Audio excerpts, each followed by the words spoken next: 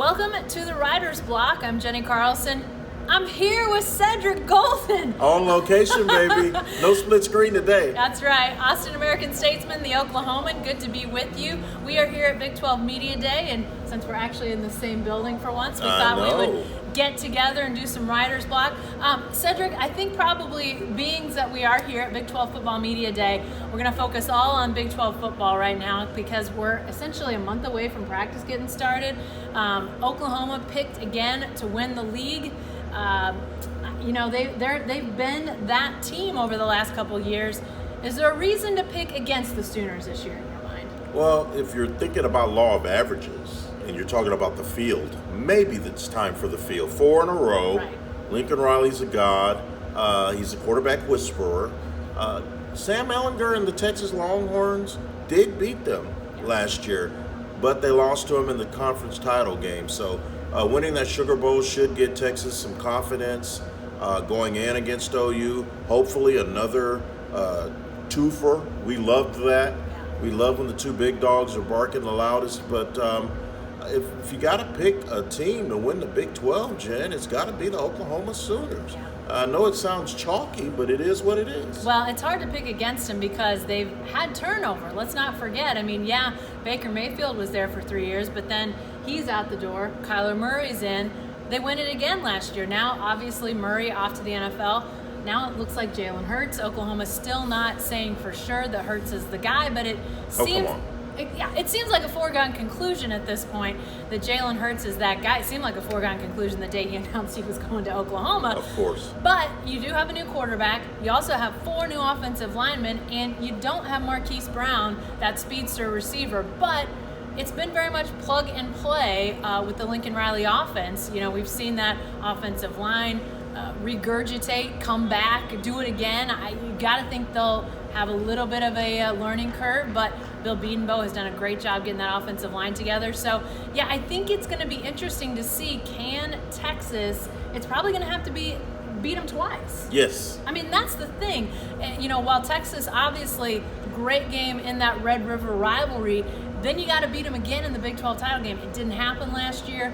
Can it happen this year? And can it happen when you've got, teams like Oklahoma State? Can they be a player in this whole thing? West Virginia, how are they going to replace Will Grier, Austin Kendall, the Oklahoma quarterback going there? You're going to have some teams trying to make their way in this league, and yet it does seem like those two are pretty solidly at the top right now. Yeah, it's kind of a chasm. There's those two, then there's maybe Iowa State. Yeah.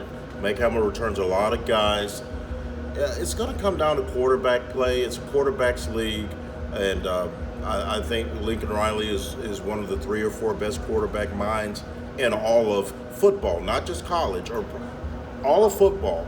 He could go be a coordinator or a head coach at the NFL level if he wanted to be. So beating them twice is a tough double for any team, including the Texas Longhorns. The Longhorns are probably the most equipped to do it, coming off a Sugar Bowl win over a highly respected SEC team in Georgia, but the Longhorns lost 8 or 9 starters from that defense, which had its ups and downs under Todd Orlando. So I'm of the opinion that OU doesn't rebuild, they reload. As long as Lincoln Riley's the common denominator, they're going to be in the mix. They are always going to be the favorite. Texas kind of closed the gap a little bit, but not as much as some Longhorn fans may hope. That defense is going to have some growing pains. So 5 games before they have to play OU in the Red River Shootout, we'll know then if they're ready to actually make a real run at the Big 12. At the end of the day, Jen, it was a nice bounce back year for Texas after 3 years in the wilderness under Charlie Strong. Nice bounce back year, but at the end of the day, you lost 4 games. You went 10-4, so you didn't go 13-1. You went 10-4, and you lost to Maryland. So still a lot of work to be done for the Longhorns. OU, it's still their ball to take it and run with. You mentioned defense, and Big 12 Media Day always launches with Bob Bowlesby, the commissioner of the Big 12. And one of the things he made sure to make a point of was he wanted to tell us all how good Big 12 defenses were when they played some of these non-Big 12 teams. And it's true that there were some positives in the bowl season, those sorts of things. But Kenneth Murray is the preseason Defensive Player of the Year in the Big 12, the Oklahoma linebacker, who's actually probably going to be a starter. Yeah. But they're trying to figure out where he fits. So he's not yet sort of, I don't think, a solid anchor type of guy for the Oklahoma defense, and yet he's Defensive Player of the Year in the preseason, which to me says the defenses, maybe they did well in the bowl season. Maybe there was some signs of life from Big 12 defenses, but this league is all offense. I mean, nobody's going out and trying to find, the next, I don't know who you want to put in there, Bill Belichick defensively to come in and fix your team. Would it be nice? Maybe, but these teams are building around offense. Even the new coaches in the league, Matt Wells at Texas Tech, K-State, Kansas might be the rare exception, going out and getting Les Miles, more of a defensive guy. Mm-hmm. But until they play a game. But even Les said here at Big 12 Media Day that, I think he recognizes that the offenses in this league are going to really dictate a lot of what he does at Kansas and a lot of what his defense is capable of doing. Defense, not optional in the Big 12, but definitely not as premium, even though Bob Bowlesby might want you to believe otherwise. It's not the hallmark of this league. So. First to 30, baby, gets the win. First to 30, and sometimes that's at halftime. Yeah, exactly. All right, let's talk about some of the coaches here. Obviously, players, they're the ones we'll see running around on Saturdays, but college football, college sports in general, coaches are oftentimes the one that people rally around. Obviously, I mentioned 4 new head coaches in the Big 12. Do you think that turnover is that going to lead us anywhere different in this league? Obviously, you've got OU, OSU, Texas retaining coaches, Baylor as well. After it sounded like some pro teams made a run at Matt Rule a little bit. But are we going to see a change when you've got 40% of the league having new coaches this year? I don't think so. As long as those coaches know how to score points, they will fit in. They will become acclimated to the Big 12. What happens, and to me, I think it's a great thing for the league, Jen, is you see guys like Cliff Kingsbury, who didn't really win in this conference, still getting NFL jobs. It lets you know that the game itself, college and pro, has moved its way, is kind of trending toward offense, winning games by scoring a lot of points. Defense wins championships. That's from the 70s. I think offense is winning championships now. So I just know the Super Bowl was a low-scoring game, but that was an anomaly. Yeah. So defense did win championships for many years, but in the Big 12, it's offense is winning championships.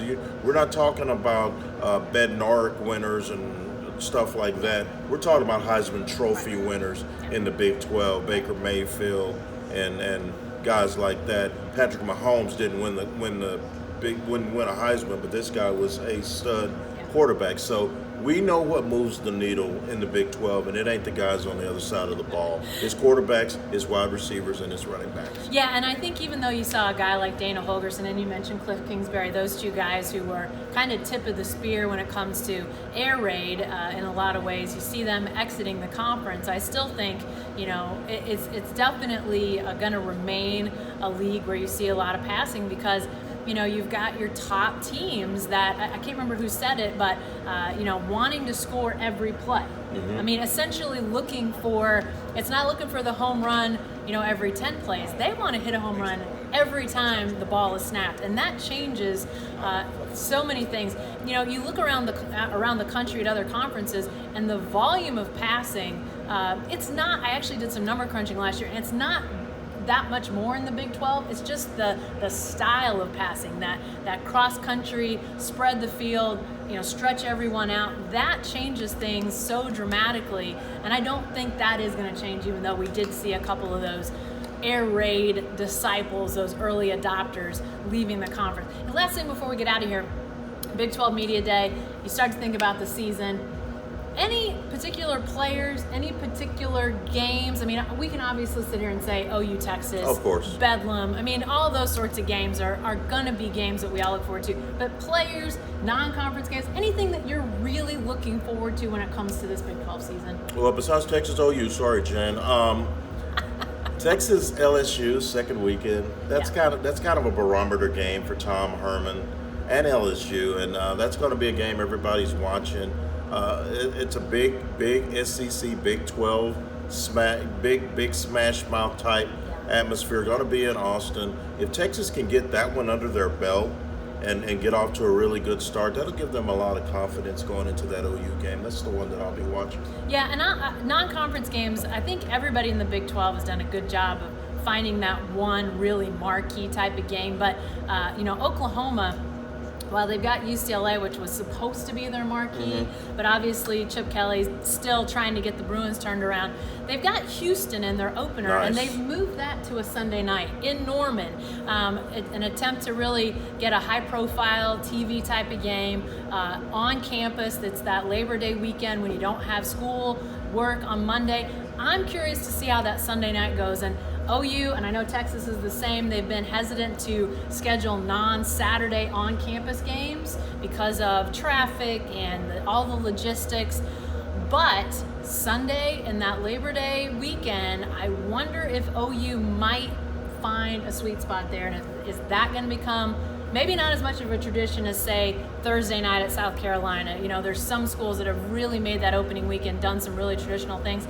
But it's going to be fascinating to watch fans, businesses, attendance. Not necessarily. They've sold out for years. They're going to continue to sell out. But how many butts in the seats? What does that look like? I'm curious to see how that all happens. And this, while it's not the first day of practice or the first week of games, this feels like the start of football to me. So it is. Yeah. So we'll be talking a lot more football in the coming weeks. Stay with the Writer's Block. We'll catch up with you soon. And unfortunately, it won't probably be in person. That's okay. But we'll keep coming at you with Writer's Block. Come back and see us again.